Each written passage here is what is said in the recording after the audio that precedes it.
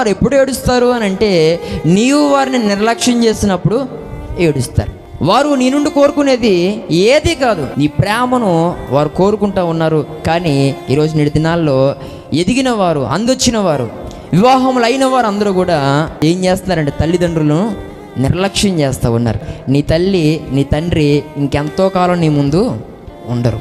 కాబట్టి నీవు ఎప్పుడు కూడా తల్లిదండ్రులు నిర్లక్ష్యం చేయకూడదు. ఎందుకంటే వారిని నిర్లక్ష్యం చేయలేదు చిన్నప్పుడు. ప్రతిరోజు నువ్వు చిరాకు చేసేసుకుంటూ ఉంటే ఆ పడుకున్న స్థలంలో, ఉయ్యాల్లో కావచ్చు, నేను అలా వదిలేయకుండా ప్రతి సమయంలో నీ విషయంలో శ్రద్ధ కలిగి నిన్ను పట్టించుకున్నారు, నిన్ను వదిలేయలేదు. అలా ఈరోజు పిల్లరా పరిస్థితి ఎలాగుందనంటే, వారిని తీసుకువెళ్ళి ఏదో ఒక చిన్న పాకలో పెట్టేసి ఇక అక్కడైతే కొట్టేసి నీళ్ళు కదా, యాతన ఉండదు మనకి. ఇంట్లో అయితే కడుక్కోవాలా, ఇంట్లో అయితే బోలు తిప్పలు. అదే ఇంటి ముందు చిన్న పాక కానీ లేకపోతే ఆ మంచంలో వేసేసాం అనుకోండి, చనిపోయేదాకా ఇంకా వాళ్ళు దాని మీదే నవర మంచంలో ఒకటి వేసేస్తారు.